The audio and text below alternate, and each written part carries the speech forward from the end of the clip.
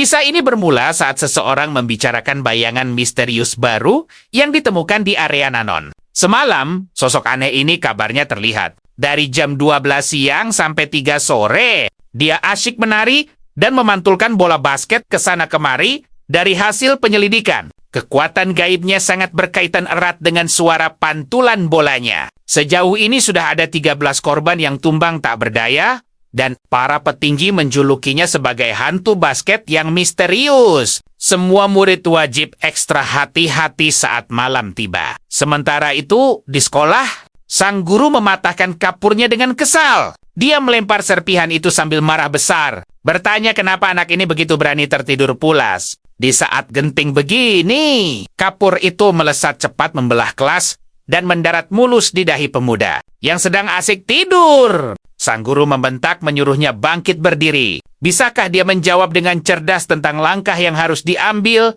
jika tak sengaja berpapasan? Roh malam! Zhang Xiao melompat kaget namun tidak paham apa yang sedang dibicarakan. Dia panik luar biasa, otaknya buntu, memikirkan apa yang sebenarnya sedang terjadi ini. Padahal, tadi dia cuma rebahan membaca kisah seram. Bagaimana ceritanya dia tiba-tiba nyasar ke kelas yang sangat asing? Apakah dia telah bereinkarnasi? Guru itu kembali membentak agar dia menjawab pertanyaannya dengan cepat. Kalau tidak, dia akan tahu sendiri akibatnya nanti. Zhang Xiao menjawab mantap bahwa sebenarnya roh malam tidak mampu melukai manusia secara fisik. Melainkan mereka biasanya cuma bisa mengganggu pikiran manusia dengan menggunakan kata-kata bisikan gaib. Akibatnya, mental korban akan hancur, lalu secara linglung berjalan pergi menuju ke arah hutan lebat untuk diserang makhluk jahat lainnya. Jika seseorang tak sengaja bertemu roh malam, maka kalian hanya perlu melewatinya begitu saja. Sang guru memuji bahwa jawabannya sangat tepat, lalu menyuruhnya duduk. Dengarkan baik-baik semuanya. Beberapa waktu lalu seorang murid kelas sebelah telah disingkirkan oleh sesosok roh malam. Kalian semua harus ekstra waspada. Zhang Xiao kembali duduk dan tersadar. Seluruh ingatan pemilik asli tubuh di dunia ini baru saja mengalir deras membanjiri otaknya. Sepertinya dia benar-benar terlempar ke sebuah dunia paralel. Satu-satunya hal berbeda dari kehidupan lamanya adalah kenyataan bahwa dunia ini dipenuhi oleh berbagai macam roh, iblis, dan monster yang mengamuk bebas. Hebatnya, di sini setiap umat manusia mampu membangkitkan senjata spiritual mereka sendiri, menjadi master roh tangguh yang berani menantang makhluk gaib, bahkan menaklukkan mereka semua. Beberapa saat kemudian, setelah jam pelajaran berakhir, seorang teman heboh menepuk bahu Zhang Xiao dan bertanya apakah dia sudah mendengar kabar bahwa seorang pengawas istana Tianji akan datang khusus untuk menguji langsung senjata spiritual mereka.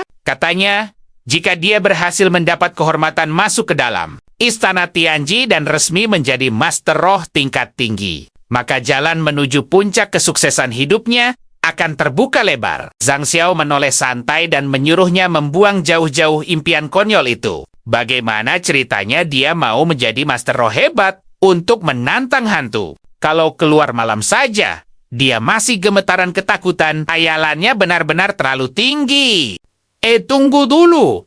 Apakah tadi dia menyebutkan senjata spiritual di saat yang sama? Di lorong sekolah, seorang siswa bertanya apakah temannya melihat pertandingan epik kemarin. Skor akhirnya mungkin saja dibatalkan. Teman satunya bertanya kaget apakah dia sedang serius soal hal ini. Untung saja dia belum membuang uang membeli tiketnya. Tiba-tiba, seorang siswa menyadari kehadiran pria berwibawa yang melangkah tegap melintasi mereka dan spontan membungkuk hormat padanya. Siswa lain bertanya kebingungan, siapa gerangan pria luar biasa ini dan kenapa kau langsung membungkuk? Memberi hormat, temannya berbisik menyuruhnya diam. Karena pria gagah ini mengenakan lambang kebesaran istana Tianji yang legendaris, pria tersebut lalu melangkah tenang, masuk ke dalam kelas dan memperkenalkan dirinya secara elegan sebagai Chen Fan. Dia berasal dari istana Tianji dan kini menyandang kebanggaan Master Roh tingkat 3. Dia bertugas mengawasi jalannya tes kebangkitan senjata spiritual. Para siswa berbisik penuh kekaguman. Apakah dia sungguh master roh tangguh dari istana Tianji? Pria itu memancarkan aura yang luar biasa dahsyat. Chen Fan menjelaskan bahwa setiap orang terlahir membawa senjata spiritual bawaan yang merupakan cerminan jiwa murni mereka dan bisa dikendalikan sepenuhnya dengan mengandalkan kekuatan spiritual. Chen Fan mengangkat batu spiritual tinggi-tinggi di genggamannya. Kristal bercahaya ini berhasil didapatkan langsung dari roh jahat dan menyimpan aliran energi gaib yang sangat melimpah. Kekuatan dahsyat ini akan merangsang bangkitnya senjata spiritual bawaan dari dalam tubuh mereka. Sebagai syaratnya, kalian hanya perlu memegang batu ajaib ini erat-erat. Sang guru dengan tegas menyuruh para murid untuk maju sesuai urutan. Yang pertama mendapat giliran adalah Zhang Xiao. Dia berpikir bahwa dunia ini menyimpan bahaya mengerikan. Jika ingin terus melangkah maju, mereka harus tumbuh menjadi jauh lebih kuat. Untuk mencapainya, kau wajib memiliki senjata spiritual yang tangguh. Pemuda itu mengambil batu spiritual dan gelombang aura magis seketika meluap menyelimuti tangannya. Sebuah senjata spiritual aneh yang mengambil wujud batu. Kini muncul bersinar dan pemuda itu bertanya bingung. Benda apakah ini? Senjata ini bentuknya agak pipih. Dan wujudnya nyaris menyerupai batu jalanan biasa. Pada umumnya, seluruh isi kelas seketika meledak menertawakan senjata pemuda itu. Namun Chen Fan bersuara dengan nada tegas memerintahkan mereka agar segera berhenti menertawakannya. Memangnya kenapa jika wujud senjata spiritualnya hanyalah sebuah batu? Biasa. Senjata spiritual miliknya itu ternyata memancarkan kekuatan tingkat tinggi. Senjata magis ini juga memiliki total 7 buah lubang kemampuan gaib. Zhang Xiao membatin takjub. Apa fungsi celah keahlian itu? Chen Fan mempertegas bahwa mereka harus mengingat satu hal penting. Wujud luar dari senjata roh itu tidaklah krusial. Lubang kemampuan magis yang dimiliki senjatalah hal yang paling menentukan segalanya. Kalian semua pasti pernah memainkan game populer Liga Dewa dan Hantu. Bukan karakter tangguh yang hanya punya 3 keahlian saja. Dibandingkan karakter 7 keahlian gaib. Sudah pasti karakter kedua memegang keuntungan absolut tak tertandingi. Di papan tulis, sang guru menuliskan bahwa Liga Dewa dan Hantu merupakan game aksi tingkat nasional paling sensasional di dunia ini. Zhang Xiao menyimpulkan dengan cerdas, maka makin banyak celah keahlian senjata roh, makin banyak pula mutiara jiwa yang bisa diserap. Sang guru berkata agar semua murid, semua orang harus tenang dan keluar satu persatu. Zhang Xiao justru mulai tertidur pulas saat teman-temannya dipanggil keluar. Menuju batu spiritual itu, Guru Chen Fan mengumumkan bahwa senjata siswa tersebut adalah pedang. Panjang dengan 5 lubang keterampilan. Ada tongkat panjang spiritual tingkat tinggi dengan 6 lubang. Dan gunting biasa berlubang 4. Kini giliran Zhang Hai mendapatkan senjata spiritual tingkat tinggi dengan 7 lubang. Kata-kata itu membangunkan Zhang Xiao yang langsung teringat bahwa bocah sombong ini selalu merepotkannya. Tepat sejak dia mencegah pemuda itu menggoda teman sekelas mereka. Sangat disayangkan pemuda itu membangkitkan senjata spiritual elit. Zhang Hai tertawa terbahak-bahak dan dengan bangga berseru bahwa kekuatan sehebat ini sudah ditakdirkan untuknya. Teman sekelasnya langsung mengerumuninya memuji bahwa dia adalah sosok yang luar biasa. Guru pun memujinya sangat hebat. Teman Zhang Xiao kebingungan. Bagaimana bisa si pembuat onar itu berhasil membangkitkan senjata spiritual elit berlubang 7? Zhang Xiao tersenyum santai. Tidak ada yang perlu dikhawatirkan. Dia hanya punya 7 lubang. Itu bukan ancaman baginya. Guru memanggil Zhang Xiao selanjutnya. Zhang Hai menyeringai, menyebut ini pertemuan takdir yang menantang. Dia sok mendoakan keberuntungannya. Berharap realitas Zhang Xiao tidak seburuk permainan roh dan dewa yang sering dimainkannya. Zhang Xiao membatin, inikah si bodoh yang sukses berkat uang donasi? Meski hanya mendapat 3 lubang keterampilan nanti, dia berjanji akan menginjaknya hingga hancur. Saat dia melangkah maju, Zhang Hai mengejeknya agar tidak perlu repot-repot berpura-pura berani di depan semua orang. Saat dia membangkitkan senjata ampasnya, roh jahat pasti akan langsung melahapnya habis. Dia harus bersiap menerima nasib itu. Zhang Xiao memegang batu spiritual itu erat. Sangat penasaran senjata magis apa yang akan terpantul dari jiwa seseorang yang telah berinkarnasi sepertinya. Sebuah belati epik muncul di hadapannya. Proporsinya sungguh sempurna dan bilahnya terlihat. Sangat paham, ini jelas bukan senjata sembarangan. Namun Guru Chen Fan menyatakan ini hanyalah senjata biasa dengan 3 lubang keterampilan. Fakta ini menusuk hati Zhang Xiao dalam-dalam. Seluruh kelas meledak menertawakannya, meremehkan 3 lubang miliknya. Dia kini menjadi yang terlemah. Zhang He tertawa paling keras, menunjuk wajahnya dan berseru agar semua orang di sana melihat. Apakah dia masih berani bersikap sombong mulai sekarang? Seorang siswa lain bertanya, Kak Zhang, mengapa dia repot-repot memikirkan sampah bersenjata biasa itu? Semua orang di kelas tertawa keras, menganggap ini terlalu lucu. Siapa Zhang? Menyangka kelas mereka akan memiliki bakat luar biasa seperti Zhang Hai? Besok, dia pasti akan segera menjadi bintang paling bersinar di sekolah. Zhang Xiao menatap belatinya tajam. Merasa ada yang janggal. Senjata legendarisnya ini terlihat sangat memukau. Mustahil hanya memiliki 3 lubang keterampilan. Tiba-tiba, dia menyadari aura merah dan hitam misterius memancar dari belatinya. Dia terkesiap. Kekuatan apa lagi ini? Apakah tidak ada orang lain yang melihatnya? Aura itu berkumpul membentuk prasasti ajaib. Tulisannya berbunyi, dia pasti kebingungan melihat perubahan tak terduga ini. Sekarang, dia diminta menunduk dan melihat bayangannya sendiri. Zhang Xiao langsung menunduk. Menyadari bayangannya telah berubah wujud menjadi bentuk yang sangat aneh, dia terkejut hebat. Menyadari sesuatu sedang mengendalikan bayangannya. Terlebih lagi bayangan itu menampakkan wajah tersenyum. Dengan mata merah menyala, Zhang Xiao melihat prasasti lain muncul. Bayangannya ternyata memiliki kemampuan khusus untuk memangsa para roh demi merebut kekuatan epik mereka. Zhang Zhao tertegan. Belum memahami penuh makna pesan ini. Di atasnya muncul lagi tulisan aneh. Dia sempat ragu.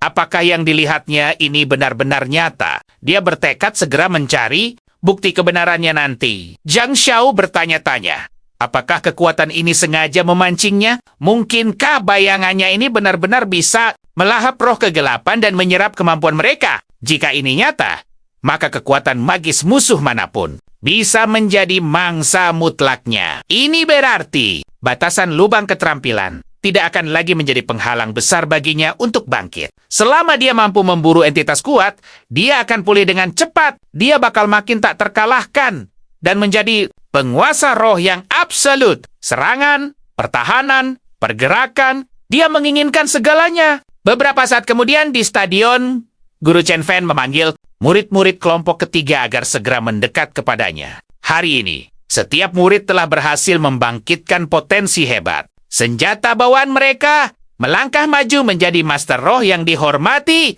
Namun pertama-tama, dia harus menanyakan sebuah pertanyaan krusial. Apa modal utama manusia untuk melawan ancaman gaib? Zhang Hai mengangkat tangannya tinggi-tinggi, lalu berseru bahwa senjata spiritual adalah hal yang paling utama. Para siswa setuju. Dengan senjata sakti tergenggam di tangan, mereka tak gentar melawan musuh gaib manapun. Semakin banyak lubang, semakin hebat mereka bisa membasmi ancaman dengan sangat mudah, bahkan menghancurkannya. Guru Chen Fan dengan lantang menyatakan mereka salah.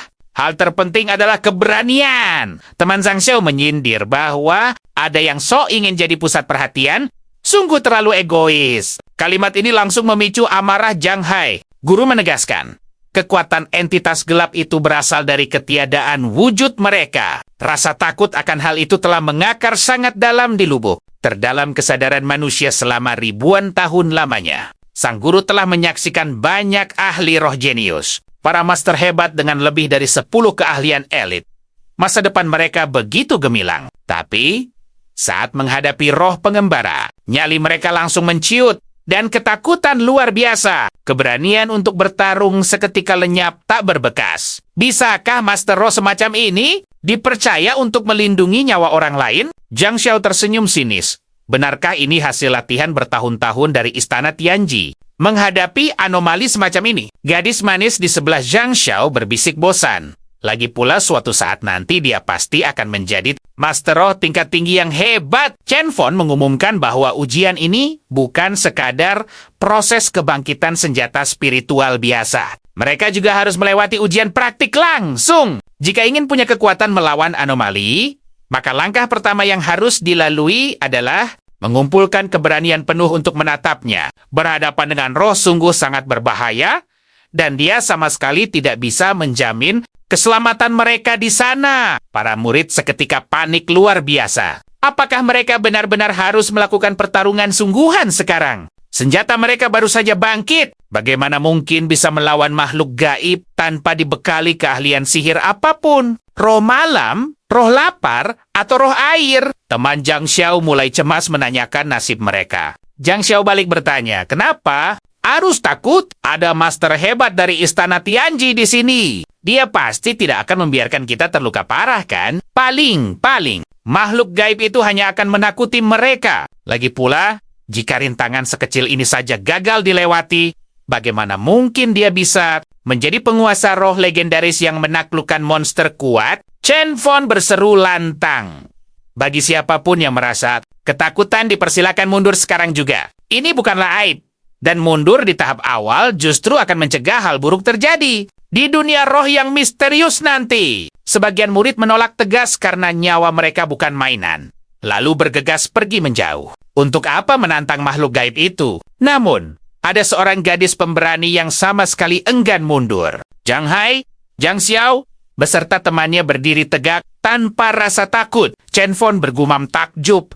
Apakah pemuda dengan 3 lubang keahlian itu masih bertahan? Peserta kini menyusut hingga 100 orang saja. Sepertinya mental pemuda ini sungguh luar biasa. Dia berbalik elegan dan menginstruksikan semua orang menuju gerbang akademi. Dia sangat berharap bisa menantikan aksi hebat mereka di dalam dunia gaib nanti. Seseorang mencibir.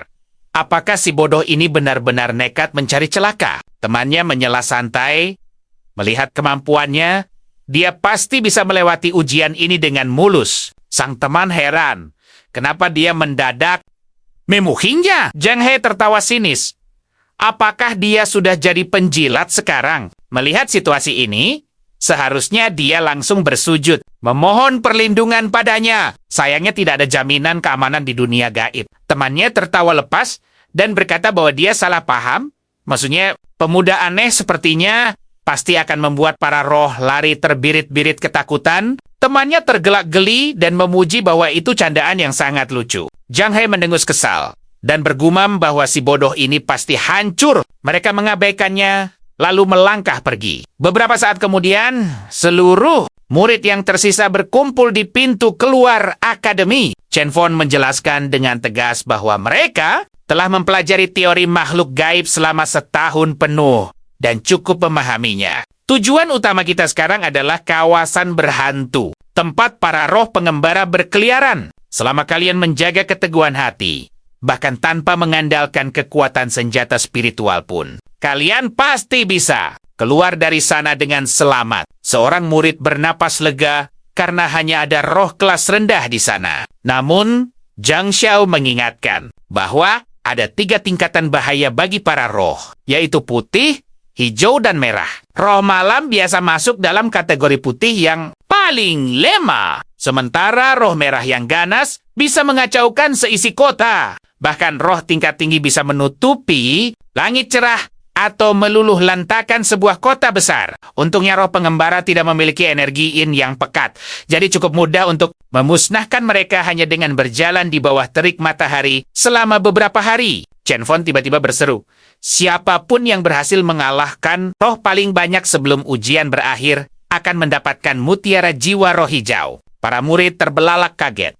Mutiara jiwa hijau itu sangat berharga hingga puluhan atau bahkan ratusan ribu koin emas. Benarkah mereka bisa mendapatkan harta seistimewa ini hanya dari sebuah sesi latihan praktis biasa? Para pengecut yang melarikan diri tadi pasti menangis menyesal. Gadis itu berucap penuh percaya diri. Mutiara jiwa tingkat hijau itu pasti akan menjadi miliknya seorang. Semua murid menatapnya kagum.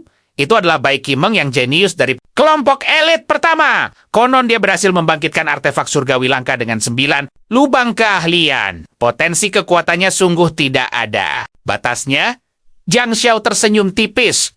Rupanya gadis ini mengincar posisi pertama. Sayang seribu sayang, dia tidak akan membiarkannya menang semudah itu. Beberapa saat kemudian, di kawasan pinggiran utara kota yang sunyi, bus akhirnya berhenti dan rombongan murid segera berhamburan keluar. Zhang Xiao mengedarkan pandangan. Apakah ujian gila ini akan dimulai di sini? Zhang Hai dengan ramah menawari gadis jenius Bai untuk bergabung dengan tim mereka. Namun Bai Qimeng mendengus dingin.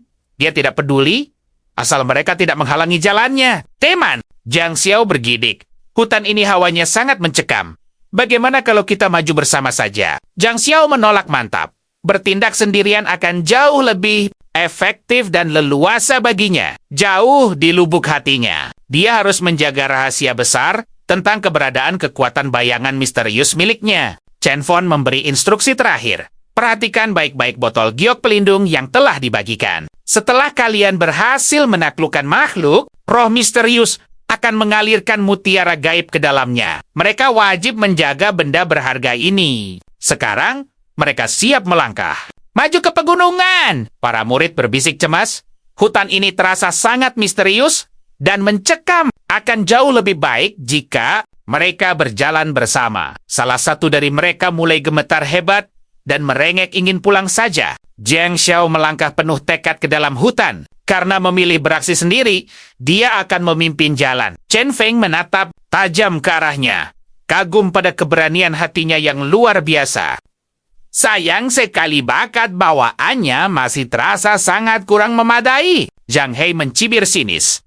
Yang lemah tetaplah lemah. Tanpa keahlian tapi sok ingin jadi pahlawan utama. Pemuda pamer itu pasti akan segera takluk di sana. Bai Qimeng melangkah maju dengan anggun, mengajak yang lain untuk segera bergerak. Beberapa saat kemudian, Zhang Xiao menelusuri hutan berkabut itu dengan senyum ceria. Ia yakin semua akan baik-baik saja karena ini hanyalah roh level rendah.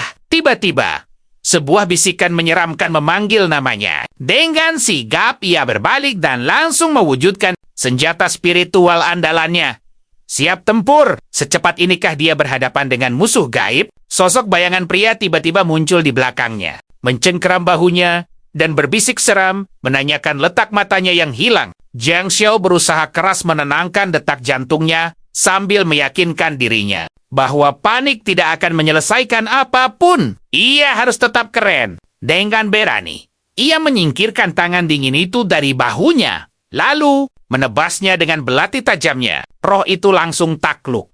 Wujudnya memudar bagai kabut dan meninggalkan sebuah mutiara mungil bercahaya. Zhang Xiao segera menyadarinya. Menggunakan botol giok andalannya, ia menyerap mutiara itu. Bersorak gembira karena telah berhasil mengamankan tangkapan pertamanya. Belati ini memang sangat luar biasa praktis. Tapi alangkah sempurnanya jika memiliki lebih banyak slot keahlian. Mendadak, asap pekat aneh mengepungnya. Berbagai roh penasaran bermunculan. Menggerutu iri mengapa pemuda ini masih bernapas, sedangkan mereka terjebak di sana. Roh lain merintih kesakitan di bagian perut, memohon pertolongan darinya. Di sebelahnya roh wanita meminta maaf dengan sendu, mencari bayinya yang hilang. Dua roh beraura mengerikan berdiri menjulang di belakang Zhang Xiao. Sementara roh wanita yang menggendong bayi menghadangnya tepat di depan.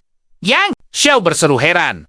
Dari mana datangnya gerombolan roh pengembara ini secara tiba-tiba? Seketika, dari mata dan mulut para roh itu, energi gelap memancar keluar, merayap ke bawah tanah, dan mendadak menyergap dari bawah kaki Zhang Xiao. Energi bayangan itu melilit lengan dan kakinya erat-erat. Dia cukup terkejut oleh gelombang energi negatif yang begitu luar biasa kuat, namun ini sama sekali bukan rintangan baginya. Mengayunkan belatinya dengan gaya epik. Ia memutuskan benang-benang energi itu dan melepaskan diri dari cengkeraman.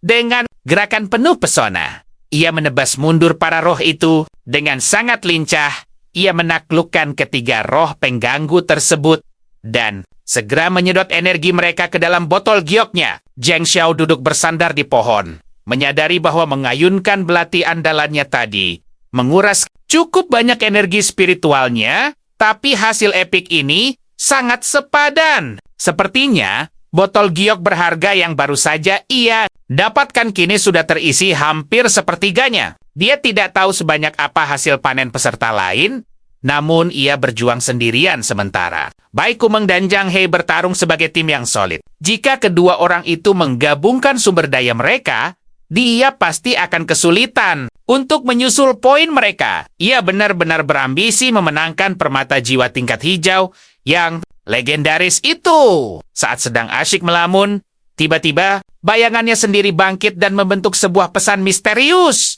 Membasmi roh pengembara biasa ternyata tidak memberikan hasil yang maksimal. Jadi, dia disarankan masuk lebih jauh ke jantung hutan untuk menaklukkan roh putih. Sosok roh kabut putih bersembunyi di area pemakaman. Zhang Xiao membatin bingung. Apa maksud petunjuk aneh ini? Hela sekali sedari awal ia tak punya niat menantang bahaya di dalam hutan terdalam. Hanya demi mencari roh kabut putih tersebut. Apakah bayangannya ini memiliki kesadaran sendiri yang ajaib? Jangan-jangan sosok ini sengaja memancingnya untuk segera mengambil tindakan berisiko tinggi. Dia tidak boleh membiarkan entitas gaib ini menyetir jalan hidupnya. Zhang Xiao berseru tegas bahwa dia menolak pergi dan memilih mundur mencari aman. Roh tingkat putih memiliki kekuatan dahsyat yang bisa melukai manusia. Dan hanya master spiritual tingkat 1 yang mampu mengalahkan mereka. Ia sama sekali tak ingin menantang malapetaka. Jadi ia menolak keras ke sana. Bayangan itu melayang mengitarinya. Lalu merangkai wujud di depannya menjadi pesan baru. Ia mulai curiga.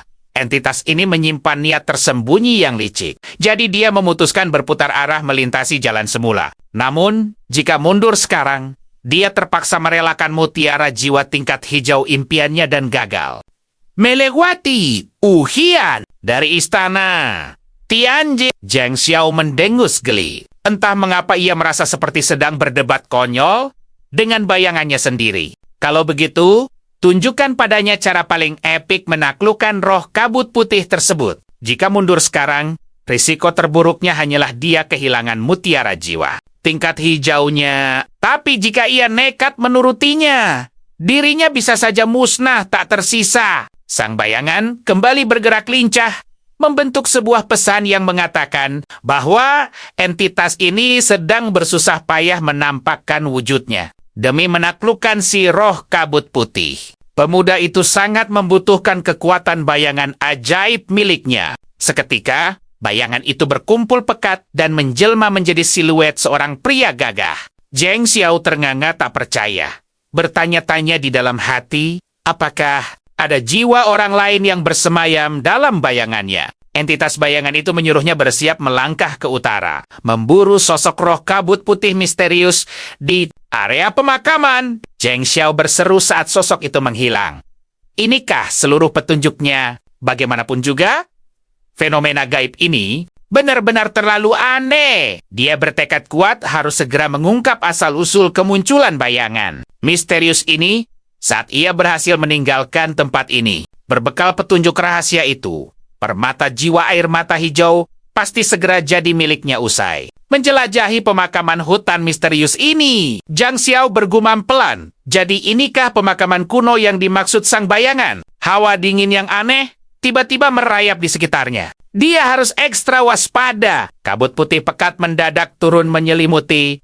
Insting tajamnya berbunyi, membuatnya menggenggam erat belati andalannya. Bersiaplah! Sebuah lengan panjang yang mengerikan mendadak menembus kabut tebal, membuat Zhang Xiao langsung menyadari ada bahaya besar mengintai. Kawanan hantu pengembara dengan aura kebencian yang luar biasa pekat. Makhluk misterius yang kerap bermarkas di tempat gelap seperti ini. Mereka ahli memanggil ratusan roh dan menyembunyikan wujud asli di balik kabut putih. Mengaburkan pandangan untuk mengakhiri lawannya dalam sekejap. Inilah jurus ilusi kabut putih yang menakutkan. Sementara itu, di sudut hutan yang lain, Bai Kumang menebas penuh gaya dengan pedangnya, membelah bayangan hantu seketika. Gadis tangguh itu berseru ceria agar mereka segera mengambil mutiara hantu pengembara. Dan juniornya mengangguk. Pemuda itu berlari antusias memasukkan mutiara ke botolnya. Sang senior memang sudah memprediksi taktik merepotkan dari hantu pengembara ini. Level kekuatan mereka beragam,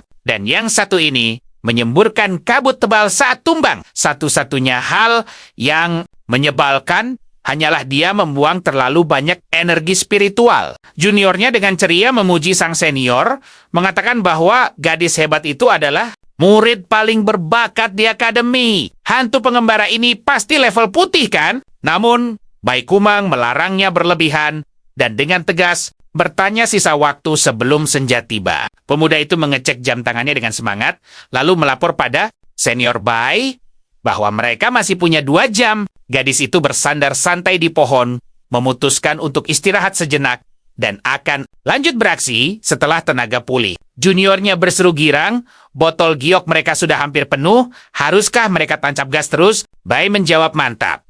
Semua harus berjalan sempurna. Dia tak sekadar mengincar juara 1, tapi akan melesat meninggalkan semua pesaing dengan jarak poin yang luar biasa jauh. Hanya dengan begitu, Istana Tianji akan melirik bakat emasnya. Di waktu yang sama, sekelompok murid lain malah terjebak kepungan tanaman rambat berduri aneh. Salah satu dari mereka melapor panik pada kakak Zhang bahwa sepertinya mereka masuk ke sarang utama hantu pengembara. Jadi sebaiknya segera mundur. Zhang Hai mengangguk setuju dengan ekspresi dramatis dan berkata, kunci utamanya adalah tetap tenang sekeren mungkin. Dengan begitu, para hantu tidak akan bisa melukai mereka sama sekali. Namun lucunya, mereka tetap lari terbirit-birit. Para murid mengeluh kehabisan napas dan menyerah. Zhang Hai dengan napas tersengal mengumumkan bahwa mereka sudah aman dari hutan kutukan itu dan bisa bersantai. Tiba-tiba, telinganya menangkap suara mencurigakan dari balik bongkahan. Batu, ia berteriak lantang menantang siapapun di sana. Teman Zhang Xiao merangkak keluar dengan gemetar, memohon agar tidak diserang. Zhang Hai mendengus geli. Nyaris saja ia melepaskan jurus, ternyata cuma si penakut ini. Apakah anak malang ini terpisah dari temannya? Sambil semberu, teman Zhang Xiao mengaku mereka memang tidak jalan bareng. Murid lain mendekat dan membisiki kakak Zhang agar mengabaikan bocah itu. Buat apa membuang waktu berharga meladeni orang yang kelasnya jauh di bawah mereka yang hebat ini? Tak perlu repot-repot peduli mendengar ejekan pedas itu. Teman, Zhang Xiao tertunduk lesu dan hanya bisa pasrah. Zhang Hai tertawa sombong, lalu mengajak timnya pergi. Seorang murid mengejek bahwa dia harusnya menyalahkan sahabatnya yang tega meninggalkannya. Pemuda malang itu makin sedih dan meratap sendirian. Mengapa? Di hutan penuh hantu ini, Zhang Xiao menolak membentuk tim keren dengannya. Setidaknya mereka bisa saling melindungi bagai pahlawan. Kemana perginya anak itu? Di saat genting yang sama, Zhang Xiao malah terpental hebat. Dihantam serangan dahsyat. Sang monster, tangan raksasa hantu kabut itu memburunya tanpa ampun. Mencengkeram lehernya kuat-kuat, lalu mengangkat tubuhnya beberapa meter ke udara. Makhluk itu mengeluarkan raungan mengerikan, menyemburkan kabut pekat dari rahangnya. Gawat!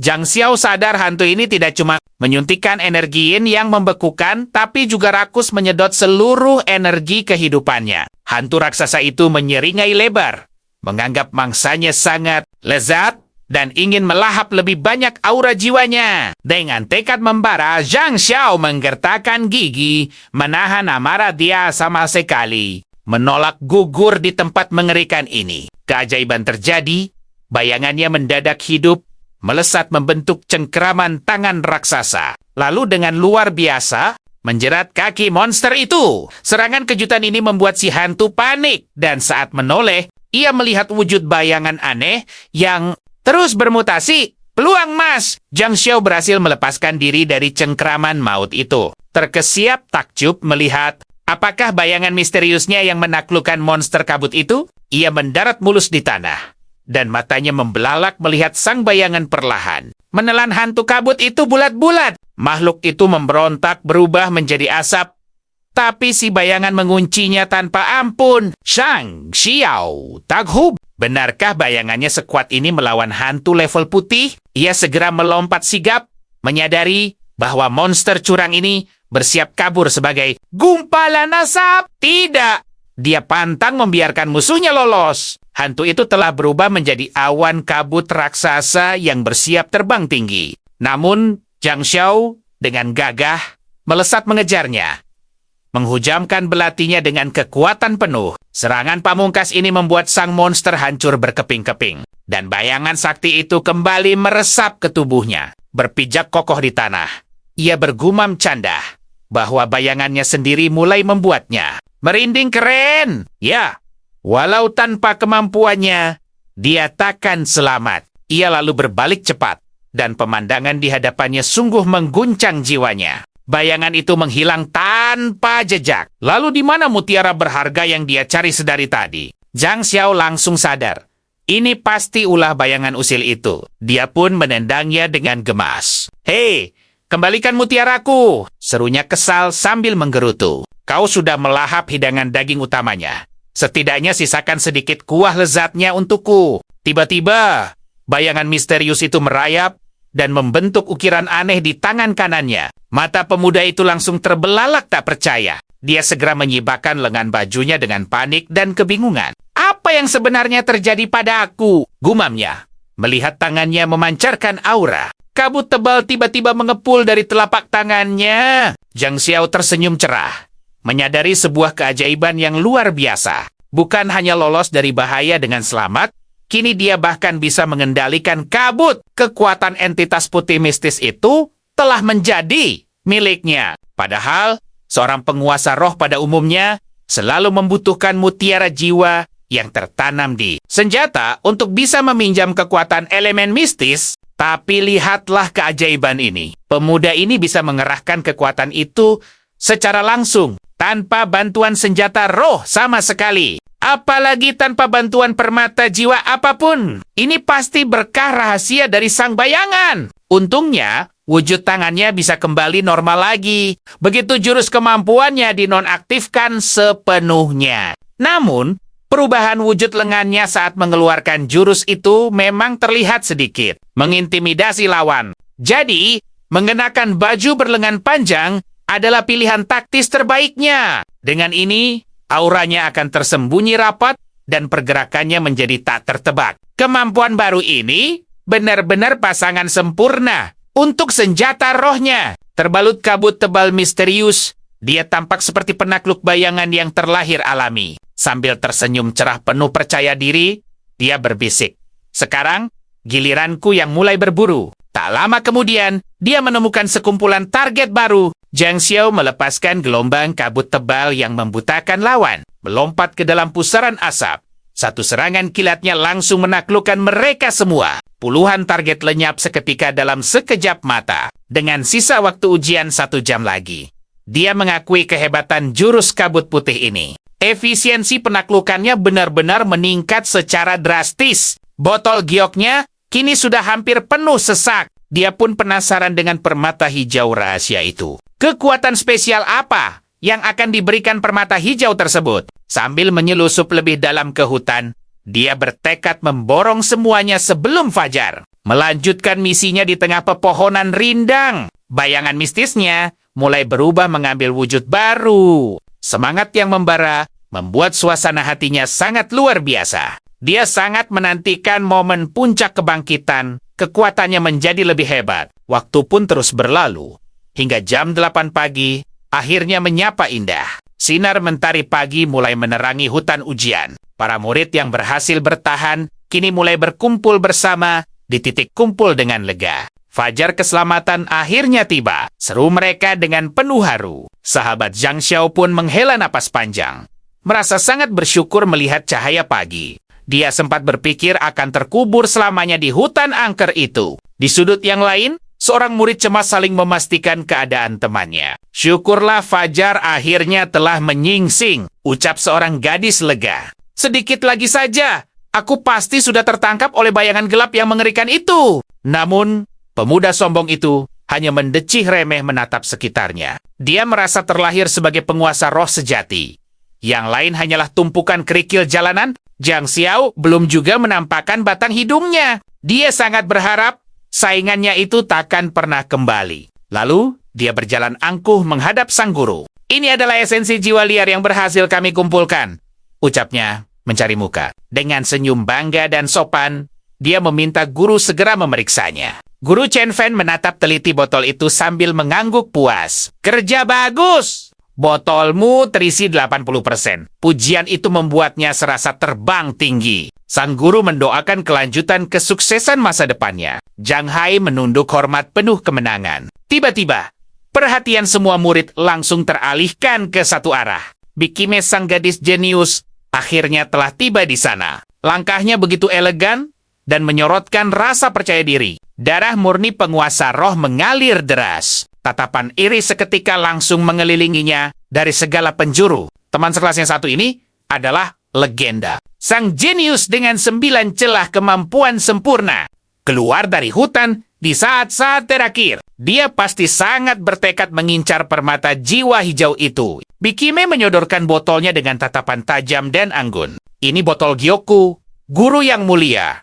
Ucapnya dengan nada tenang. Guru Chen Fan tersenyum sangat bangga. Memuji hasil panen pertamanya yang begitu fantastis. Puluhan entitas liar berhasil ditaklukkannya dengan sangat luar biasa. Ini jelas rekor tertinggi di antara mereka semua. Dia pun menagih hadiah utamanya segera. Permata jiwa hijau seakan sudah di depan mata. Namun tiba-tiba, sebuah suara ceria memecah keheningan. Tunggu dulu, jangan buru-buru menentukan siapa pemenang utamanya. Zhang Xiao muncul mendadak dengan senyum penuh pesona. Guru Chen mengingat pemuda nekat ini, orang pertama yang masuk, namun paling terakhir keluar arena. Wajah cerianya memancarkan aura positif yang sangat kuat. Sang guru hanya bisa prihatin mengingat bakat alaminya yang rendah. Sementara Bikime melipat tangannya sinis. Kau hanya membuang waktu kami saja, cibir sang gadis jenius. Tanpa gentar sedikit pun, Zhang Xiao menyodorkan botol gioknya. Meminta guru menghitung seluruh hasil panennya. Seberapa banyak entitas liar yang berhasil dia kumpulkan di sana, sang guru menatapnya dengan pandangan ragu. Namun saat melihat isi botol itu, napasnya tercekat. Sebuah kejutan besar mengguncang seluruh arena ujian. Matanya membelalak lebar tak percaya. Botol pemuda itu bukan hanya penuh, tapi isinya sampai meluber keluar batas. Bikime seketika kehilangan seluruh ketenangan dan keanggunannya. Bagaimana mungkin hal ini terjadi? Pekiknya, Zhang Hai pun memucat-pucat. Menolak mentah-mentah kenyataan di depan matanya. Ini pasti sebuah penipuan besar. Teriak Zhang Hai dengan sangat panik. Dia pasti mengisinya dengan air biasa. Zhang Xiao hanya terkekeh melihat ekspresi pecundang itu. Wajah seekor anjing yang menelan kekalahan memang selalu terlihat konyol. Mari kita dengar vonis mutlak dari Guru Chen. Sang guru langsung merapal sihir air. Air biasa takkan pernah bisa menyatu dengan esensi botol giok. Tegasnya membungkam semua keraguan. Tidak bisa dibantah lagi. Zhang Xiao adalah sang juara nomor 1.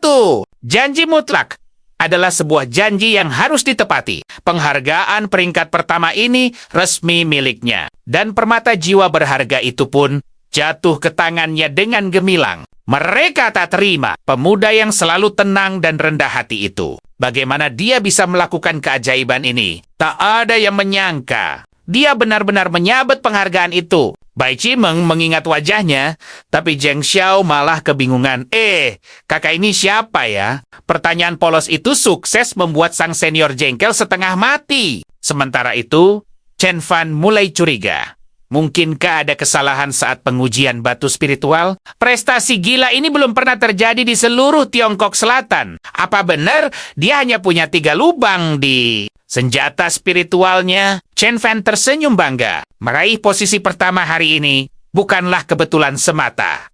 Jadi pemuda ini tak boleh membatasi potensinya. Istana Tianji juga punya seorang master legendaris bersenjata 3 lubang. Zhang di masa lalu menaklukkan ribuan roh jahat sendirian. Harapan besar itu membuat Zhang Xiao tertegun. Chen Fan lalu mengakhiri pembicaraan seru mereka. Saatnya pulang. Semua orang mulai berkemas. Teman-teman Zhang Xiao masih melongo tak percaya.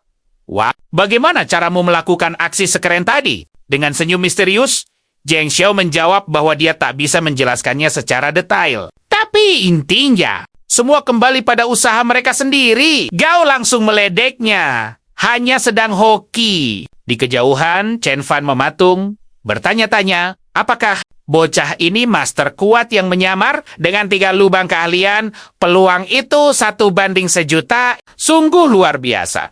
Bagaimana? Mungkin ada master sehebat ini lagi? Malam harinya, di sepanjang jalanan sepi yang membentang di dekat sungai Jialing, Zheng Xiao menghela napas. Tak menyangka akan pulang selarut ini. Biasanya tempat ini sangat ramai. Kedai-kedai kecil masih buka dan alunan musik terdengar. Tapi, kemana semua orang? Tiba-tiba, sesosok bayangan muncul di belakangnya. Bertanya dengan lirih, apakah dia tahu arah ke toko furnitur settling? Zheng Xiao terlonjak kaget. Astaga! Kakek bikin jantungan saja. Untuk apa kakek ini mencari toko yang sudah lama tutup itu? Sosok misterius itu bercerita bahwa putranya bekerja di sana sebagai manajer. Tapi, tak kunjung pulang. Ponselnya mati. Dan sang ayah sangat khawatir sesuatu yang buruk telah menimpa putra kesayangannya itu. Menenangkan suasana, Zheng Xiao tersenyum ramah. Mungkin baterainya habis? Kek, pulanglah dulu kalau besok dia belum juga memberi kabar. Kalimatnya terhenti di udara. Matanya melotot ke tanah kakek itu, sama sekali tak memiliki bayangan. Tengkuknya seketika merinding hebat. Ada yang tak beres. Sosok itu menatapnya dingin. Ada apa anak muda? Berusaha ceria, Zheng Xiao menyuruh kakek itu diam. Di tempat, dia berjanji akan mencari dan membawakan putranya langsung. Sosok pucat itu memanggilnya, memintanya untuk tidak lari. Namun dengan tatapan kosong melihat Zheng Xiao lari terbirit-birit, dia menghela napas pilu. Sayang sekali, satu lagi mangsa kabur. Sesampainya di rumah, dengan napas terengah-engah, Zheng Xiao mengelus dada. Nyaris saja dia menjadi korban malam ini. Ingatannya berputar. Setahun lalu, toko furnitur settling dilalap api besar. Dan seluruh stafnya tiada dalam insiden tragis itu. Sampai detik ini, toko itu dibiarkan terbengkalai. Kakek tadi tanpa ragu adalah roh malam yang bergentayangan mencari mangsa. Di pinggiran utara, roh pengembara sangat mudah dikenali. Namun, entitas malam yang berkeliaran bebas di tengah kota ini sangatlah mirip dengan manusia biasa. Sialnya, dia masih terlalu lemah sekarang. Dewi Fortuna tak akan selamanya berpihak kepadanya. Dia harus berevolusi menjadi lebih kuat. Tiba-tiba, suara merdu memecah keheningan. Kenapa pulang selarut ini? Kok mukamu kaget begitu? Zheng Xiao langsung tersadar. Gadis manis ini adalah putri kandung dari orang tua angkat pemilik tubuh sebelumnya. Namanya Zhang Chung. Berusaha bersikap keren. Dia menjawab tak ada apa-apa. Hanya lelah. Tapi gadis itu tersenyum menggoda. Merasa paham. Apa yang terjadi? Pasti instruktur galak dari istana Tianji itu membuatmu ketakutan, kan? Zhang Xiao mendengus gengsi. Bukan karena itu. Sangat mustahil baginya untuk takut. Karena kini, dia juga telah membangkitkan senjata spiritualnya. Zheng Xiao menarik napas panjang, mencoba tenang, dan menganalisis situasi rumit ini. Sepertinya nasib mereka memang saling terikat. Zheng Chung membelalakan matanya ceria. Wah, kau berhasil membangkitkan senjatamu. Luar biasa. Berapa lubang keahlian yang kau miliki? Wajah Zheng Xiao mendadak pias. Dan dengan terbata-bata, dia mengaku bahwa dia hanya punya 3 lubang. Zhang Chung terbelalak gemas. Hah, cuma 3. Dia bercanda sambil menepuk pundaknya, menyarankan agar mencari pekerjaan lain saja, seperti menjadi pemrogram jenius, tenaga penjualan, petugas kebersihan, atau semakamnya. Harga diri Zheng Xiao tersentil. Sambil berkacak pinggang dia menantang. Memangnya kau sendiri punya berapa lubang keahlian, hah? Sambil tersenyum penuh kemenangan, Zheng Chung menjawab, aku punya 12. Saking banyaknya, aku bahkan rela membaginya denganmu loh. Zheng Xiao seakan tersambar petir. Kenapa adiknya ini begitu berbakat seperti monster? Sambil menguap lucu, Zheng Chung pamit karena hari sudah larut. Pikirkan baik-baik masa depanmu ya. Jangan tidur terlalu malam. Godanya sebelum masuk ke kamar. Zheng Xiao bergumam pasrah. Apa jenius sepertinya masih butuh tidur. Segera dia mengunci rapat pintu kamarnya. Dia mengeluarkan mutiara jiwanya dengan bimbang. Menggunakan benda ini memang memusingkan, tapi dia bertekad menyerapnya malam ini demi menguasai kemampuan baru. Tiba-tiba bayangannya bergerak liar membentuk pola misterius. Seakan kelaparan ingin melahap permata jiwa tingkat hijau tersebut. Oh, tidak semudah itu. Seru Zheng Xiao penuh tekad. Dia sangat membutuhkan kekuatan ini untuk dirinya sendiri. Dengan berani, dia menanamkan batu itu langsung ke senjata spiritualnya. Saat mutiara itu menyatu dengan belatinya, sebuah cahaya misterius meledak terang.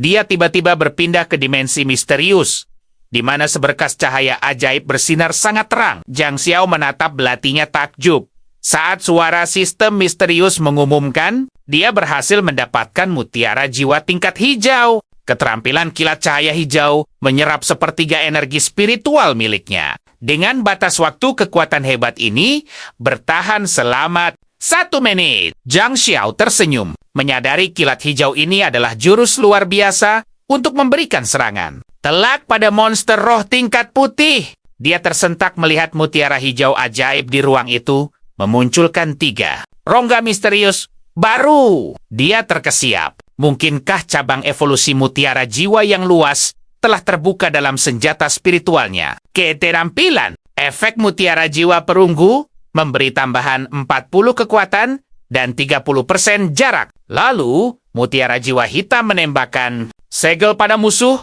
memblokir kekuatan mereka selama 3 detik penuh. Sementara itu, efek keterampilan mutiara jiwa kabut putih akan memangkas setengah waktu tunggu serta energi spiritual, sekaligus menggandakan kecepatan serangan saat jurus itu dilepaskan. Dia akhirnya menyadari cahaya hijau tadi dengan ajaib telah membuka kunci dari ketiga keterampilan hebat tersebut. Setiap jurus sangat luar biasa, bahkan kekuatannya setara dengan mutiara jiwa tingkat merah yang konon sangat mustahil untuk didapatkan dengan tingkat keberhasilan penyerapan yang hanya berkisar di angka 50% saja. Senjata spiritualnya berpotensi besar untuk berevolusi setara mutiara tingkat merah.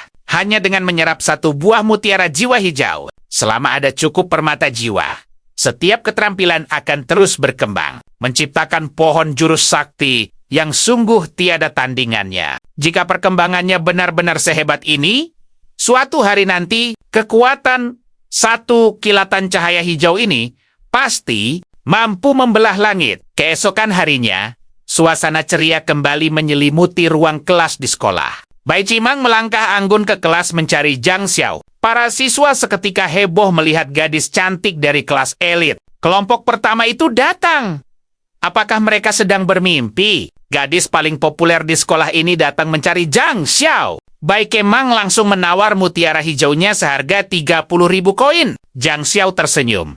Sangat paham alasan gadis itu mencarinya. Dengan santai dia berkata, mutiaranya sudah tidak ada, tapi dia bisa menjual donat goreng seharga 30.000 sepotong. Sungguh, tawaran yang lezat dan alami.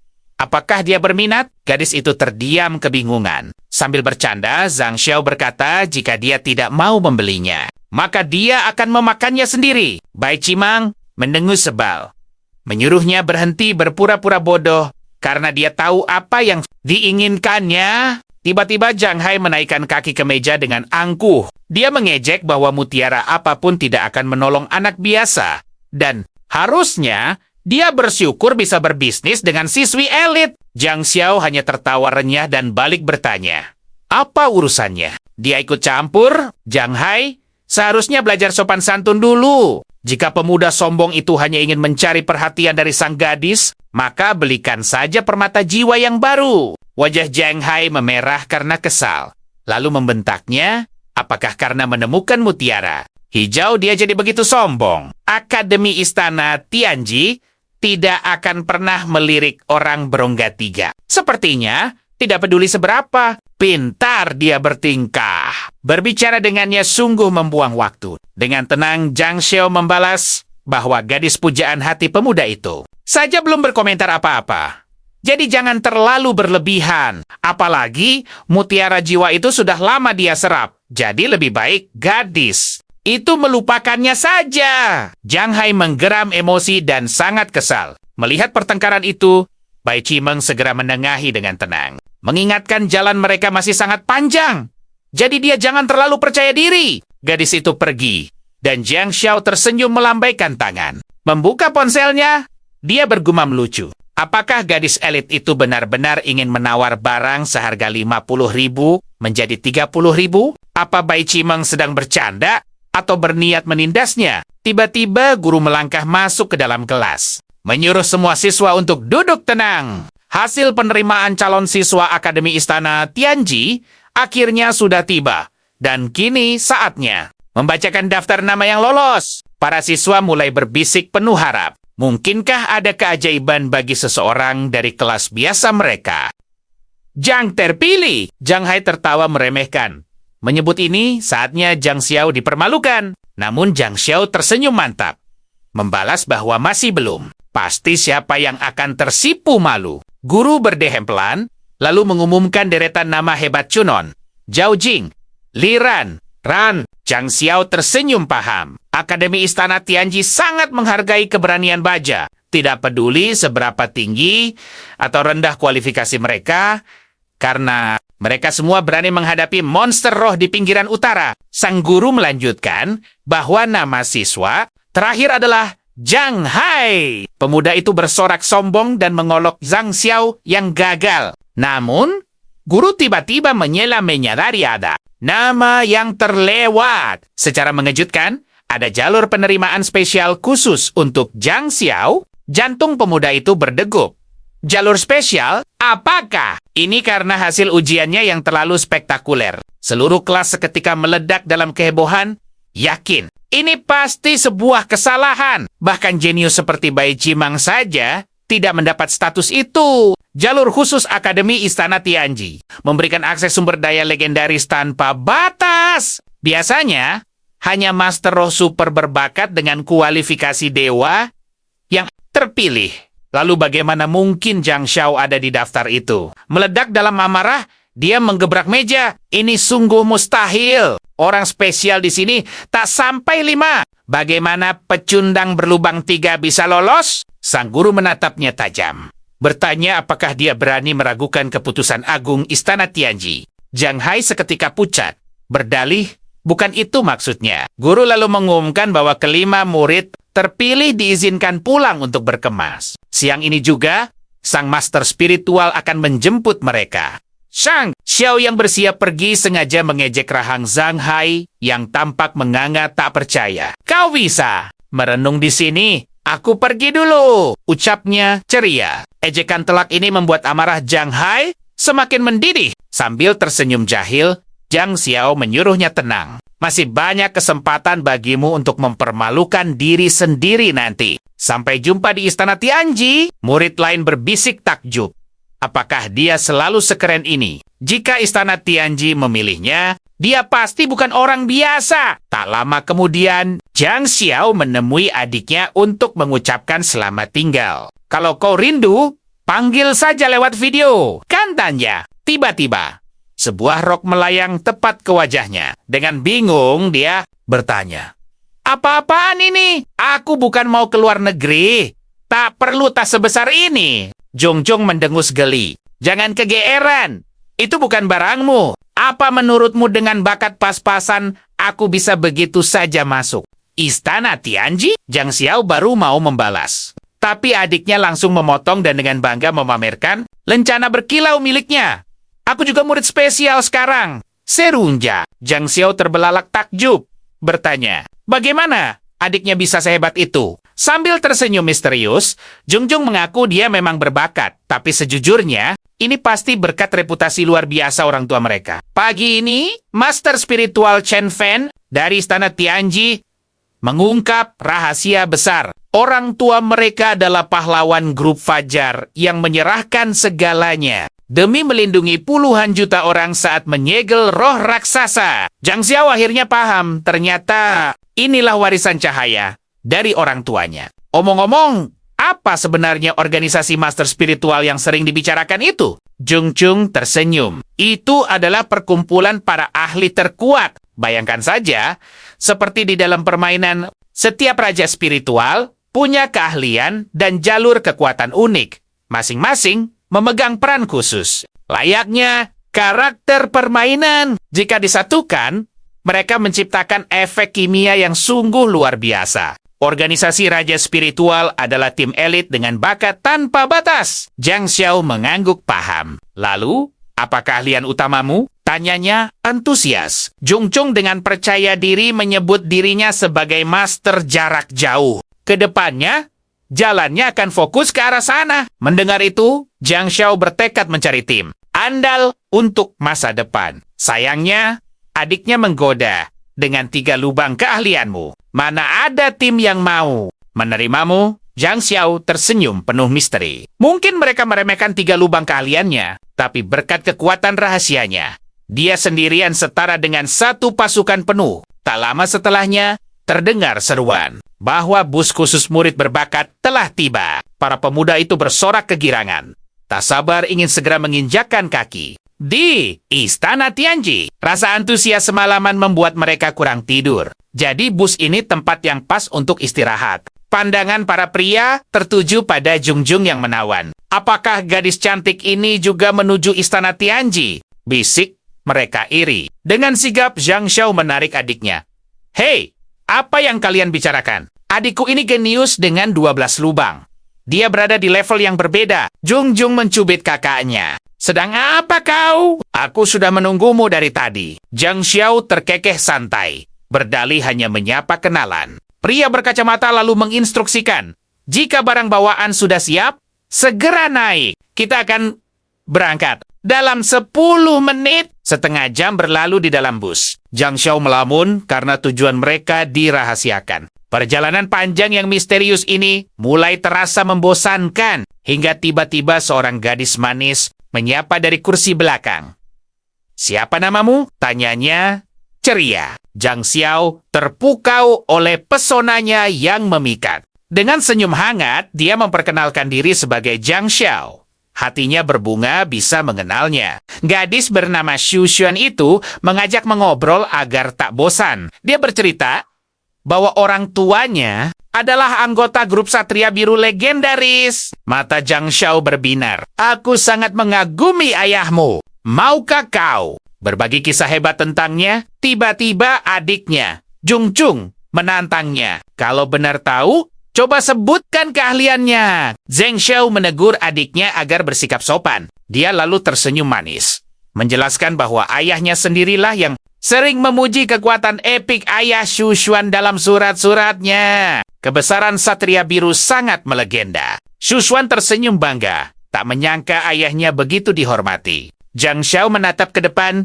tekadnya menyala untuk menjadi pahlawan agung. Master spiritual sehebat orang tua mereka. Sayang sekali mereka baru bertemu sekarang. Kalau tidak nasib mereka pasti terpisah di kelas yang berbeda. Gadis ceria itu tersenyum manis, membagikan kontaknya agar pemuda itu bisa bertanya apa saja kepadanya. Dia sungguh kegirangan. Namun, Jungjung memutar bola matanya. Menyadari pemuda ini hanya mencari cara konyol untuk terus mengobrol. Jungjung mencubit pipinya gemas. Menegurnya karena sok tahu soal master spiritual dan menyuruhnya berhenti membual di depan orang. Di tengah candaan, Zhang Xiao menatap tajam keluar jendela, lalu bertanya dengan nada serius. Kalian menyadari sesuatu yang aneh? Apa kota ini punya terowongan sepanjang ini? Kita sudah berkendara hampir 30 menit. Xu Xuan buru-buru memeriksa layar ponselnya dan terkejut karena sinyalnya hilang total. Firasat Zhang Xiao memburuk, dia pun melangkah maju dengan penuh kewaspadaan untuk menghampiri. Sang sopir, dia bertanya, ada apa ini? Kenapa terowongan ini tidak berujung? Sopir itu gemetar, merasa ada sesuatu yang sangat janggal. Terowongan ini seharusnya pendek. Dia bahkan bisa melewatinya dengan mata tertutup. Tapi sekarang, jalan keluarnya seolah lenyap ditelan kegelapan pekat. Zhang Xiao bergumam dengan tegas, ini sangat tidak beres. Kemana hilangnya 2 mobil yang tadi ada di depan kita? Sopir itu panik. Mobil-mobil itu lenyap bagai ditelan bumi. Insting tajam Zhang Xiao langsung menyimpulkan satu hal misterius. Dalam diam, dunia ini penuh dengan hal gaib. Jelas sekali mereka sedang masuk ke dimensi lain. Para siswa yang kebingungan mulai bertanya, Paman tidak salah jalan kan? Kenapa sinyal ponsel kita putus total? Seorang gadis menyahut cepat dengan suara yang sedikit bergetar, bahwa dia merasakan hal serupa. Suhu udara di dalam bus mendadak turun drastis, membeku hingga menusuk tulang. Padahal tidak ada pendingin ruangan yang menyala. Menyadari ancaman misterius mengintai, Zhang Xiao dengan tegas meminta sang sopir untuk segera menghentikan busnya. Bus pun berhenti dengan suara decitan. Kepanikan pecah. Kenapa kita berhenti mendadak? Tiba-tiba, seorang pemuda pemberani berseru dengan nyaring. Jika ini ulah makhluk gaib, Saatnya menggunakan senjata spiritual. Jung Jung dengan sigap memanggil pusaka berbentuk kipas bercahaya miliknya. Dan memperingatkan semua untuk waspada. Zhang Xiao sangat yakin ada entitas misterius yang sengaja mengurung mereka di terowongan tanpa batas ini. Haruskah dia turun untuk menyelidiki? Sang sopir kebingungan melihatnya. Tapi siswa lain dengan percaya diri berkata bahwa mereka tak perlu panik. Mereka adalah murid elit istana Tianji. Mereka cukup duduk manis dan tidak bertindak gegabah. Pihak istana pasti akan segera mengirim bala bantuan hebat. Seorang gadis setuju dengan bangga memamerkan status orang tua mereka yang bergelar master spiritual terkuat. Bakat luar biasa itu mengalir deras di nadi mereka. Para murid dengan angkuh mengklaim bahwa mereka adalah para penerus,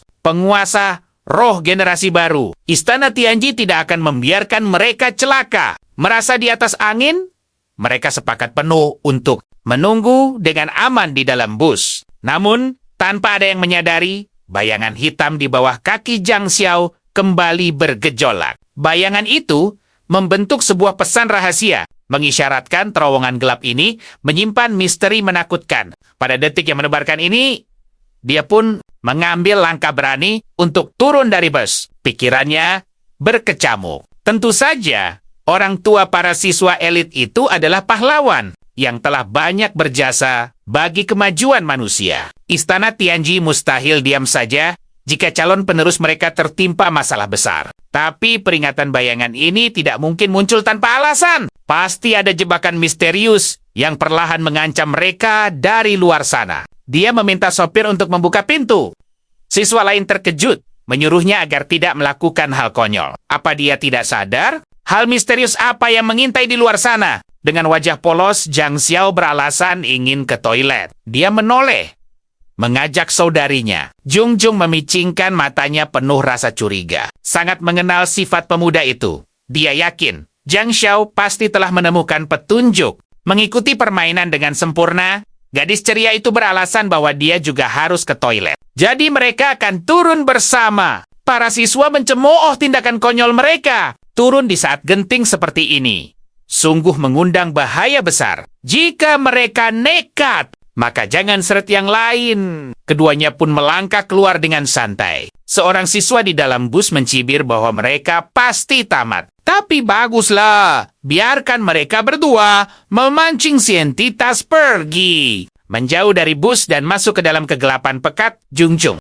menuntut penjelasan kenapa mereka harus nekat keluar. Jika alasannya konyol, gadis itu bersumpah akan mendaratkan pukulan keras. Jadi jangan menangis. Zhang Xiao tersenyum dengan raut wajah penuh teka-teki. Mengalami insiden gaib misterius tepat dalam perjalanan menuju istana Tianji, tidakkah ini terlalu kebetulan? Bukankah sangat mungkin jika kejadian aneh ini memiliki hubungan langsung dengan istana tersebut? Jung Jung terperangah. Apa kita nekat turun hanya karena tebakanmu? Bagaimana jika dugaan ini salah dan ternyata mereka malah mengundang bahaya konyol secara kuma-kuma? Zhang Xiao menatap dengan aura ketegasan penuh. Sebagai master spiritual sejati, mereka tak boleh hanya pasrah menunggu bahaya datang begitu saja. Gadis kuat itu bebas memilih jalan takdirnya. Kembali duduk manis di dalam bus atau menjelajahi misteri gelap ini bersamanya. Tergugah oleh ucapannya.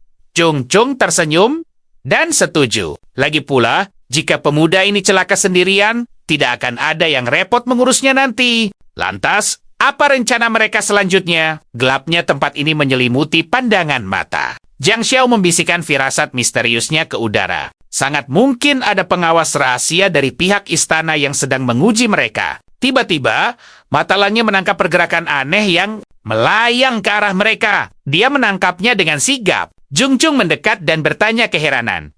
Tunggu, bukankah ini uang kertas untuk arwah? Uang kertas misterius bertebaran ditiup angin kencang. Tunggu, bukankah mereka berdua tadi bilang mau pergi ke toilet? Kenapa cahaya ponsel mereka terlihat begitu jauh di sana? Seorang siswa bergumam bahwa situasinya sama saja. Bahkan lebih baik kalau mereka tidak usah kembali. Temannya langsung menegur keras. Sementara yang lain mengeluh kapan bantuan akan tiba. Di saat yang sama, dalam sebuah ruang rahasia misterius, seseorang bertanya bagaimana pendapatnya tentang para siswa persiapan ini. Pria itu mendengus kecewa. Calon master spiritual malah bersembunyi ketakutan di dalam mobil. Menunggu orang lain menyelamatkan mereka. Benar-benar konyol. Padahal, mereka harus melawan monster gaib itu dengan segala cara yang ada dan membuktikan ketangguhan mereka. Rekannya tersenyum santai dan menenangkannya. Jangan terlalu keras. Bersantailah sedikit saja. Lagi pula, mereka ini masih anak-anak. Ngomong-ngomong, dua anak yang mulai bergerak itu sungguh menarik. Pria pertama bertanya siapa nama mereka. Pria lainnya tersenyum penuh teka-teki. Dua remaja hebat itu bukan orang sembarangan. Mereka adalah pewaris keluarga Jung Jung. Pria itu terkejut.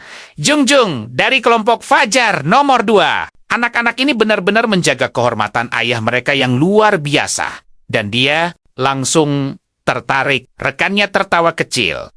Kau pasti belum tahu rahasianya. Pemuda bernama Zhang Xiao ini adalah putra angkatnya. Dia hanya memiliki 3 lubang kekuatan, sedangkan putri kandungnya yang bernama Jung Chang terlahir dengan 12 lubang kekuatan sakti. Pria itu takjub.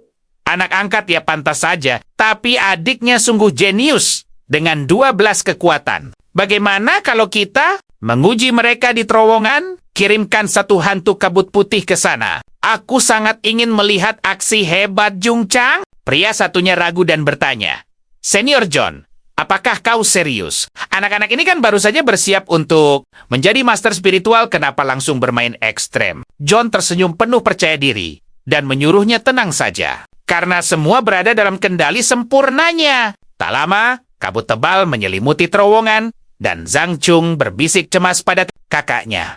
Hawa dingin tiba benar menusuk tulang. Zhang Xiao menatap tajam, menyadari bahwa bukan hanya suhu udara yang anjlok drastis, tapi terowongan ini mulai tertutup kabut misterius. Instingnya langsung menyala terang. Dia memperingatkan adiknya untuk tetap waspada. Hantu kabut putih mengintai di dekat mereka sambil berlindung di belakangnya. Adiknya bertanya panik, bukankah ini ujian istana Tianji? Kenapa? Mereka melepaskan monster gaib. Zhang Xiao menggeleng tegas. Apapun alasannya, mereka harus mengalahkan hantu kabut putih ini sekarang juga. Monster bayangan ini selalu menyerang dari titik buta. Dia mempercayakan punggungnya pada adiknya. Jika merasakan bahaya sekecil apapun, dia harus segera berteriak. Pikirannya berpacu cepat. Kilatan cahaya hijau miliknya butuh waktu 1 menit untuk memulihkan energi penuh. Jika dia ingin menghancurkan makhluk kabut itu,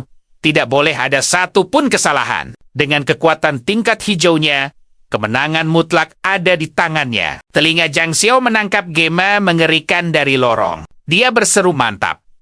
Makhluk itu sudah datang. Siapkan pertahananmu sekarang juga. Tiba-tiba Jung Jung menabrak punggungnya. Zhang Xiao merasakan hawa sedingin es menyengat kulitnya. Apakah itu dia? Adiknya bergetar ketakutan memanggil. Sang kakak lalu menjatuhkan kipasnya karena terkejut luar biasa. Sesosok raksasa kabut gaib menjulang tinggi, menatap tajam ke arahnya. Makhluk itu menyeringai serakah.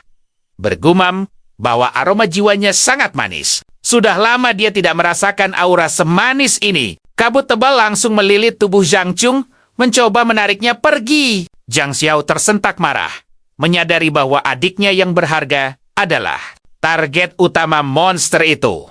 Jangan harap kau bisa menyentuhnya, serunya lantang. Aura kekuatannya meledak, dia melesat dengan kecepatan kilat, memangkas jarak dan melepaskan hantaman bercahaya hijau yang sangat dahsyat. Hantu itu menjerit keras, merintih kesakitan saat cahaya menembus wujudnya, dan energi gelap menyembur dari bahunya. Belenggu kabut di tubuh Yung Jung hancur berkeping-keping, dan sang kakak dengan sigap menangkapnya. Adiknya berbisik. Kabut putihnya semakin pekat. Apa yang harus mereka lakukan? Sambil tersenyum menenangkan, dia berjanji monster kabut itu takkan bisa mengambil harapan mereka. Apalagi ada kamera pemantau rahasia di terowongan yang mengawasi mereka. Gian yang sedang menatap layar dengan tegang berseru kaget. Kenapa area kabutnya malah meluas drastis? Apa yang sebenarnya terjadi? Satu hantu biasa tidak mungkin memiliki kekuatan epik seperti ini. Apakah mereka melepaskan monster lain? Suara panik dari telepon melapor bahwa anomali besar sedang terjadi, tapi hantu kabut kedua Sama sekali tak terlihat. John mengerutkan kening tajam. Lalu bagaimana menjelaskan lonjakan energi nebula ini? Kejanggalan ini sungguh tidak masuk akal. Dia segera menutup teleponnya. Pewaris dari keluarga legendaris ada di dalam bus itu. Gumamnya cemas. Jika situasinya semakin tak terduga, jauh lebih aman baginya untuk turun tangan dan memeriksa langsung. Anak-anak jenius ini tidak boleh menghadapi bencana yang di luar kendali. Jung Jung merapat ke dinding, gemetar melihat kabut pekat yang mengurung mereka. Tapi Zhang Xiao tersenyum penuh tekad, memintanya untuk tenang karena dia yang akan membereskan monster ini. Sang adik memohon agar kakaknya berhati-hati. Pemuda itu memutar tubuhnya dengan gagah. Berjanji takkan membiarkan satu goresan pun melukai adiknya. Mata Jung Jung berkaca-kaca penuh kebanggaan. Rasa cintanya pada sang kakak semakin besar. Zhang Xiao memusatkan fokusnya untuk menyerang. Insting bertarungnya menyala. Dia bersumpah akan menyeret monster pengecut itu keluar dari persembunyiannya. Energinya meluas menembus kabut. Begitu si hantu menyentuh radarnya, dia takkan bisa kabur. Tiba-tiba, dia menangkap siluet gaib itu dan menyeringai tajam. Kena kau! Zhang Xiao melesat bagai badai ke arah makhluk itu. Dengan gerakan epik, dia melancarkan hantaman telak dari belakang. Bisakah monster itu? Sensasi serangannya terasa seperti menghantam baja murni. Sepertinya satu-satunya cara menembus pertahanan makhluk gaib ini adalah menggunakan jurus khusus. Haruskah dia menunggu kilat hijaunya pulih? Tenang, dia masih punya satu. Kartu rahasia! Dia menyelinap ke dalam kabut, membuat hantu itu kebingungan. Tiba-tiba, belati Jungso melesat dari balik bayangan, mengincar makhluk itu. Dia telah menemukan sudut serang yang sempurna. Dia harus membidik celah raksasa sisa tebasan. Kilat hijau tadi hanya butuh satu serangan. Akurat! Dengan tekad baja, dia melancarkan hantaman epik yang berhasil membelah lawannya. Dia meraih mutiara jiwa putih yang berharga itu. Nafasnya terengah. Menaklukkan monster tingkat ini ternyata menguras jauh lebih banyak tenaga daripada sekadar melenyapkan roh liar. Tapi hey, dia berhasil menumbangkan ancaman sekelas putih sendirian. Mungkinkah permata jiwa ini bisa memicu kebangkitan evolusi jurus kilat hijaunya lagi? Di tengah medan pertempuran yang begitu dinamis, jeda 1 menit terasa seperti selamanya. Zhong Jung berlari menembus kabut pekat dengan cemas meneriakkan nama kakaknya. Zhang Xiao tersenyum hangat, meyakinkan bahwa dia baik-baik saja. Untunglah monster itu lengah, memberinya celah serangan kejutan. Namun tiba-tiba, matanya menajam, memperingatkan adiknya untuk bersiaga. Ada aura misterius lain yang mengintai di balik kabut. Dan pancaran energinya sungguh luar biasa. Sesosok siluet muncul dari kehampaan. Terkejut melihat roh kabut putih itu telah musnah secepat ini. Mungkinkah ada entitas lain? Di sini, dia meminta mereka tenang.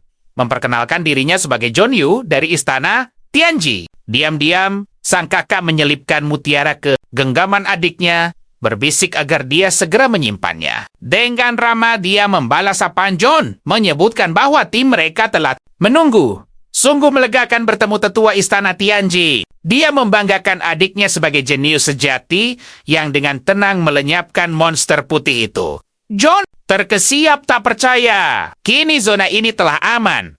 Waktunya kembali ke bus bersama-sama. Dia berjanji akan mengawal mereka penuh. Dengan senang hati, Zhang Xiao tersenyum cerah.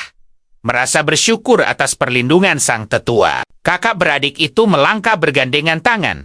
Sementara John bergumam kagum. Putri keluarga Jung Jung itu benar-benar pejuang tangguh dan berbakat. Bibit unggul masa depan yang sangat menjanjikan. Sedangkan sang kakak, ya, dia sangat beruntung dilindungi adiknya. Beberapa saat kemudian, seluruh murid yang tersisa telah berkumpul kembali. Di dekat Bosch, John menatap tajam, mempertanyakan bagaimana para penguasa roh bisa bereaksi selemah ini menghadapi anomali supernatural dadakan. Reaksi mereka bahkan lebih buruk dari orang awam. Kedepannya, saat bahaya misterius muncul, dapatkah umat manusia menaruh harapan pada bahu mereka? Dasar bocah-bocah ceroboh, beruntunglah mereka masih berstatus murid istimewa.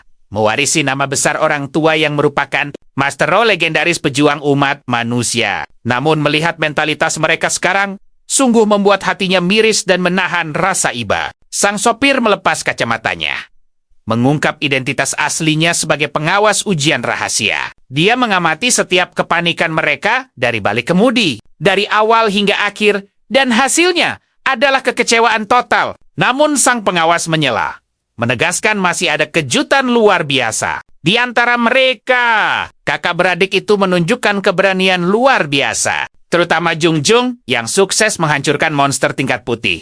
Sendirian, sesuai ekspektasi dari garis keturunan emas. Dia berjanji akan terus memantau dan membimbing potensi cemerlang gadis muda itu. John tertawa ringan, menginstruksikan semuanya untuk naik dengan tertib. Perjalanan pun berlanjut. Di kursi belakang, Zhang Xiao menatap adiknya, yang terus membisu. Apakah syok pertarungan tadi masih membekas? Sang adik menoleh. Akhirnya mempertanyakan alasan konyol kakaknya yang malah menyerahkan mutiara jiwa langka itu padanya. Apalagi dia yang menaklukkan monster itu. Memotong ucapannya, Zhang Xiao tersenyum hangat, memanggilnya sebagai adik kecil kesayangannya. Bukankah wajar melindungi keluarga? Lagi pula, potensi sang adik jauh lebih bersinar darinya. Mengingat senjata, rohnya menyimpan 12 slot kemampuan berwujud Phoenix ilahi. Namun, sang adik bersikeras menolak, menuntut kakaknya mengambil kembali permata. Itu demi sebuah keadilan. Sambil terkekeh, Zhang Xiao menyebut taktik jenius ini sebagai maksimalisasi sumber daya. Saat bus menembus terowongan segelap malam, dia menjelaskan logikanya. Pujian publik takkan membawa manfaat nyata. Tapi jika sang adik mendapatkan semua kredit, dia pasti meraih peringkat rata saat pembagian kelas elit di Istana Tianji nanti. Masa depannya akan jauh lebih terjamin. Sang adik membuang muka dengan pipi merona. Logikanya memang masuk akal, walau hatinya tetap gengsi. Diam-diam, Zhang Xiao menggenggam mutiara. Rahasia keduanya di balik saku. Jantungnya berdebar penuh antisipasi. Kekuatan misterius apa lagi yang akan dibangkitkan oleh permata jiwa ini? Cahaya pendaran magis tiba-tiba menyilaukan pandangannya. Kesadarannya langsung tersedot, membawanya melintasi batas ruang menuju dimensi spiritual yang tak terbatas. Di sana dia menyaksikan keajaiban. Percikan kilat hijau miliknya berevolusi pesat, menapaki tingkat kekuatan baru berkat dorongan permata. Suci itu, matanya terbelalak takjub mengamati rentetan keajaiban di depannya. 3 jalur takdir, evolusi baru tiba-tiba membentang luas, menanti untuk dipilih. Ini benar-benar gila. Jalur kehijauan membutuhkan permata roh akhirat untuk membuka manipulasi kilat tanpa batas. Melipat gandakan serangannya hingga 3 kali lipat. Lalu, jalur kegelapan yang mistis menuntut permata roh lautan untuk menciptakan efek pantulan serangan penuh jebakan mematikan. Semakin banyak tanda yang tertanam pada target, semakin dahsyat pula ledakan fatal yang dihasilkan saat kilatan itu menyentuh lawan. Terakhir, jalur cahaya putih membutuhkan permata roh gantung untuk melepaskan kutukan pamungkas yang mampu melahirkan 3 pijar mematikan sekaligus. Sebuah senyum puas mengembang di wajahnya. Jalan manapun yang dia tempuh nanti, kilatan cahaya hijaunya pasti berevolusi menjadi jurus legendaris. Kekuatannya setara dengan permata jiwa tingkat merah. Namun, dari semua roh di alam sana, hanya bayangan iblis yang masih tersisa. Tepat sekali, meskipun roh air tergolong tingkat hijau, keberadaan mereka sangatlah langka dan hanya muncul di wilayah yang dipenuhi banyak aliran sungai. Lalu, tentang roh penjerat tingkat merah itu, di mana mereka bisa menemukannya? Tanya Jung Chan kepada kakaknya. Ada apa dengannya? Mengapa dia tiba-tiba tampak begitu terkejut? Zhang Xiao tersenyum canggung. Tak ada apa-apa. Para siswa lalu menatap ke arah luar jendela dan terkagum-kagum melihat pemandangannya. Menakjubkan. Inikah kota Skynet yang legendaris itu? Ia hanya mendengar kisah dari para tetua, tapi tak menyangka bahwa tempat ini akan seindah surga dunia. Mata para siswa berbinar melihat kota Skynet yang berdiri megah dikelilingi pegunungan tinggi di setiap sisinya. Beberapa saat kemudian, bus akhirnya berhenti. Seseorang berseru agar semua siswa segera turun di sini. Masing-masing dari mereka harus berkumpul dengan rapi dan tertib di alun-alun utama. Sungguh tak bisa dipercaya.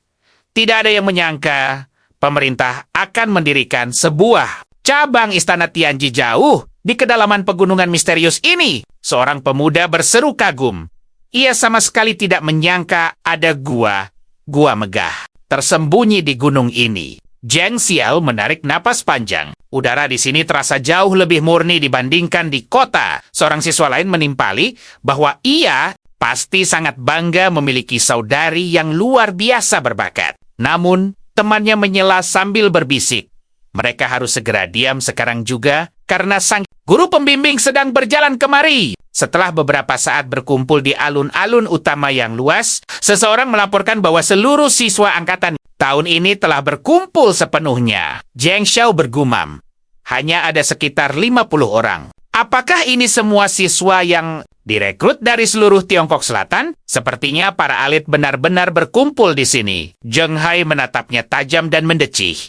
Ia sangat muak melihat wajah pemuda itu. Tiba-tiba, beberapa sosok hebat muncul. Mereka adalah para guru elit dari Istana Tianji. Semua siswa menatap Kai arah Jungchang dengan takjub. Gadis itu memiliki senjata roh surgawi dengan 12 slot keahlian gaib. Ia bahkan belum sempat bergabung dengan istana. Tapi ia sudah berhasil melenyapkan roh kabut putih itu. Dia benar-benar bibit unggulan kelas 1 dari angkatan ini. Sementara itu, Zhang Xiao mulai merasa kesal. Orang-orang aneh itu terus menatap saudarinya dengan tatapan yang sangat menyebalkan. Jung Chong berbisik gelisah kepada kakaknya. Entah mengapa ia merasa sangat tidak nyaman menjadi pusat perhatian. Zhang Xiao menenangkannya.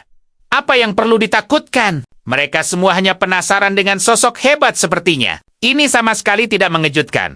Karena dia adalah siswa pilihan khusus yang luar biasa. Namun, Jung Chong membantah pelan. Ia sungguh tidak menyukai hal ini. Dia merasa hanya diperlakukan layaknya barang pameran yang berharga bagi mereka, bukan sebagai dirinya sendiri. Zhang Xiao segera memotong ucapannya sambil mengelus lembut puncak kepala gadis itu. Ia tersenyum hangat. Adiknya tak perlu merendah. Ia sudah mengatasi roh putih. Itu dengan sangat gemilang. Namun kelak, kakaknya ini pasti akan selalu melindunginya. Di sudut lain Zhang menatap sinis. Pemuda bernama Zhang Xiao itu terus saja berlindung di balik saudarinya. Dia harus secepatnya memisahkan kakak beradik itu ke kelas yang berbeda. Pria di sebelahnya tiba-tiba menegur. Ia menyadari sedari tadi rekannya itu terus menatap gadis kecil yang berbakat tersebut. Zhang membentaknya tajam. Tutup mulutmu. Dia tidak butuh menceramahinya. Jangan pikir ia tak tahu apa niat tersembunyinya. Ia akan mengambil Jung Chung masuk ke kelasnya, sementara yang lain silakan ambil sisanya. Pria itu membalas sengit. Kenapa bukan dia saja yang tutup mulut? Jangan harap ia akan membiarkannya menang begitu saja. Kemampuannya sama-sama seimbang. John lalu menantangnya. Apakah ia ingin menyelesaikannya lewat pertarungan 1 lawan 1? Sang guru wanita menyela. Tidakkah dia merasa malu, Wang? Dia hanyalah seorang penguasa roh pendukung yang hanya memiliki 2 jurus serangan, namun bersikap sombong. Gian membalas angkuh. Ia sama sekali tidak peduli. Target utamanya adalah Jiang Chung. Ia telah mengincarnya. Bahkan sebelum gadis itu melangkahkan kaki di kota Skynet, sang guru wanita tersenyum sinis. Jika begitu ceritanya, maka ia sudah memilih gadis itu sejak masih berada di Akademi Yuchang. Saat anak itu lulus ujian dan membangkitkan senjata spiritualnya, ia sudah menetapkan pilihannya. John mendengus kesal dan membalas argumen itu. Kalau begitu, ia juga bisa mengklaim telah mengincarnya jauh sebelum senjata rohnya bangkit. Sepenuhnya, para siswa berbisik kebingungan. Mengapa para pembimbing hebat mereka malah bertengkar? Bukankah ini Istana Tianji? Mungkin saja mereka sedang memperdebatkan suatu metode pendidikan khusus. Tiba-tiba, John memanggil senjata spiritualnya yang diselimuti kobaran api hitam, legam. Ia berseru lantang. Ia ingin melihat seberapa hebat kemampuan wanita itu. Sang guru pun tak mau kalah. Ia langsung melepaskan aura senjatanya sendiri dan memperingatkan agar pria itu berhenti mencoba mengintimidasinya. Ia justru menantang balik untuk menguji kekuatan pedang api neraka tersebut. Di tengah ketegangan, seorang guru senior tiba-tiba menghentakkan tongkatnya ke tanah. Gelombang kejutnya langsung menghentikan pertikaian panas mereka. Pria tua itu menegur tegas. Mereka harus menyudahi lelucon ini. Keributan di depan gerbang Istana Tianji Amatlah, terlarang. Jadi keduanya harus menahan diri. Seketika itu juga, kedua pembimbing tersebut tertunduk kaku, merasakan tekanan luar biasa dari aura dahsyat sang tetua misterius. Tetua itu bergumam kagum. Bocah ini benar-benar memiliki bakat surgawi. Jiang Xiao membatin. Siapa sebenarnya kakek ini? Mengapa ia terus menatapnya? Apakah rahasia kekuatan uniknya telah terbongkar dan ia tak seperti orang biasa? Tetua itu perlahan melangkah mendekat, tersenyum bijak, dan berkata bahwa ia melihat semua kelas memperebutkan bakatnya. Karena itu, biarkanlah gadis ini yang memilih takdirnya sendiri. Jiang Xiao menghela napas lega. Syukurlah, tetua itu akhirnya mengabaikannya. Tiba-tiba, sang guru wanita menghampiri mereka dengan senyum anggun. Ia memperkenalkan dirinya kepada Jungjung sebagai Chen Yan, sang wali pembimbing dari kelas A yang bergengsi. Sejak gadis kecil itu masih menjadi murid baru di akademi, Chen Yan sudah mengamati potensinya. Jungjung harus bergabung dengannya, maka di masa depan, ia dijamin akan menjadi penguasa legendaris setidaknya tingkat 5. Jungjung tersipu malu dan segera mengucapkan terima kasih yang sebesar-besarnya atas undangan itu. Guru lain mencibir. Wanita ini sungguh pandai merangkai kata. Apa dia berhasil menarik banyak siswa dengan tipuan manisnya itu? Pria itu, ketua kelas B. Panggil saja dia Lawang. Jika gadis itu bergabung, 3 mutiara jiwa tingkat hijau akan menjadi miliknya. Dia bahkan bisa menembus tingkat ketiga. Namun, guru lain menyela dan menaikkan tawaran menjadi 4 mutiara hijau. Gadis jenius ini harus masuk kelas C. Guru lain pun tak terima. Jika mereka merebutnya, dia berani memberikan tawaran 5 mutiara jiwa tingkat hijau. Jiang Xiao bersorak heboh. 5 mutiara hijau sekali. 5 mutiara hijau 2 kali. Siapa lagi, Jiang? Berani menawar lebih? Guru Jiang meledak kesal. Kakek-kakek bodoh, dia siap memberikan 1 mutiara jiwa hantu gantung jika gadis itu masuk kelasnya. Lawang terbelalak tak percaya. Apakah dia gila sampai rela memberikan mutiara hantu gantung yang menduduki peringkat ke-7? Di tingkat merah, seseorang memperingatkannya untuk berpikir 2 kali sebelum bertindak ceroboh. Bukan, Kak. Dia sudah bertahun-tahun terjebak di tingkat 3. Mutiara merah ini adalah kesempatan emas baginya untuk menembus batas kekuatannya. Zhang Zhao merenung. Mutiara hantu gantung memiliki jurus belenggu yang luar biasa. Saat dilepaskan, sebuah medan energi akan tercipta mengelilingi sang master. Daya tarik bumi pada lawan di dalam sana akan berlipat ganda secara sangat drastis. Bisa dibilang, permata hebat ini saja sudah cukup untuk menaklukkan monster cacing berbagai warna. Terlebih, lagi cabang ketiga dari jurus kilatan. Cahaya hijau bisa menciptakan keahlian kilat terkutuk yang baru. Namun, itu semua membutuhkan kekuatan dari mutiara hantu gantung. Meski permata itu sangat berharga baginya, dia tak berhak mencampuri keputusan adiknya. Gadis itu menoleh dan seolah ingin mengatakan sesuatu padanya. Jiang Xiao pun bingung. Mengapa adiknya menatapnya seperti itu? Adiknya begitu populer. Biarlah dia yang menentukan jalan takdirnya sendiri. Sang adik tersenyum manis dan meminta izin untuk bertanya. Guru Zheng mempersilakannya. Bahkan 2 pertanyaan pun boleh. Dengan seria gadis itu menegaskan ingin belajar bersama kakak laki-lakinya. Bisakah itu diatur? Guru Zhang mematung. Apakah dia harus menerima pemuda dengan 3 slot keahlian itu? Pria payah ini pasti hanya bersembunyi di balik ketenaran adiknya. Padahal dia sudah memikirkan cara membuangnya. Tapi gadis ini malah ingin selalu bersamanya. Adik Jiang Xiao tersenyum penuh arti. Dia sudah mengerti segalanya hanya dari tatapan gurunya. Lalu, ia melirik Guru Chen. Belum sempat ia menyelesaikan kalimatnya. Guru Zhang buru-buru menyela. Dan setuju. Astaga! Dia benar-benar tak mau kelas unggulan merebut murid jenius ini. Dia harus bertindak berani karena masa depan kelasnya jadi taruhan. Tapi, haruskah dia mengurus pemuda payah ini juga? Baginya, Jiang Xiao hanyalah bonus 1% dari kesepakatan luar biasa ini. Target utamanya adalah sang adik jenius. Dengan mantap, dia mengumumkan keputusannya. Mereka berdua resmi diterima di kelasnya. Zhang Xiao menjeringkai. Pada akhirnya, ketenaran sang adik yang menyelamatkannya. Ia berterima kasih dengan gaya jenaka. Guru Zhang bergumam. Dia harus melakukan sesuatu untuk membuktikan kemampuan pemuda ini. Beberapa waktu kemudian, Guru Zhang berdiri gagah di depan kelas. Mengumumkan bahwa pelajaran pertama adalah misteri tentang hantu. Dia yakin banyak murid di sini yang pernah merasakan pertemuan mendebarkan dengan sosok spiritual itu. Tidak ada yang bisa melupakan hawa dingin dan ketegangan saat pertama kali berhadapan dengan hantu. Dulu, dia pun merasakan hal yang sama. Namun, jika mereka ingin menjadi master spiritual sejati, hal pertama yang harus dihancurkan adalah rasa takut di hati mereka. Adik Zhang Xiao sungguh luar biasa dalam mengatasinya. Dengan riang, gadis itu membalas bahwa keberaniannya muncul karena sang kakak selalu ada di sisinya. Guru Zhang mengerang dalam hati. Pemuda itu lagi! Gadis ini adalah murid emasnya.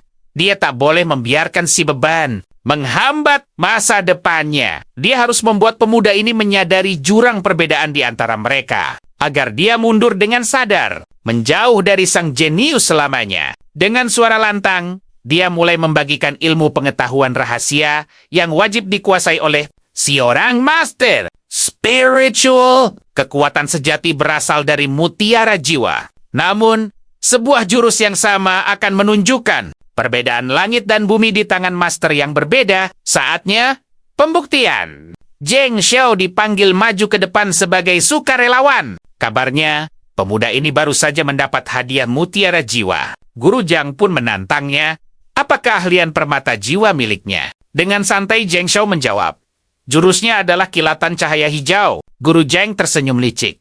Kebetulan yang luar biasa. Saatnya mengajari pemuda aneh ini arti dari kekuatan sejati. Dia berseru agar seluruh kelas memperhatikan dengan saksama. Sangat penting untuk diketahui bahwa butuh setidaknya 60 detik penuh bagi master pemula untuk memulihkan jurus ini. Tapi, sebagai ahli tingkat 3 yang gagah dan tangguh, waktunya jauh lebih singkat. Tiba-tiba, Zhang Xiao memotong dan berkata bahwa jurusnya hanya butuh 30 detik untuk pulih. Guru Zhang bagai tersambar petir. Hatinya hancur berkeping-keping. Waktu pemulihannya juga nyaris 30 detik, padahal dia master tingkat 3. Sementara pemuda ini bahkan belum punya tingkat keahlian. Bagaimana keajaiban ini bisa terjadi? Zhang Xiao menyeringai jenaka sambil memamerkan kilatan cahayanya yang sangat unik. Guru Zhang menahan malu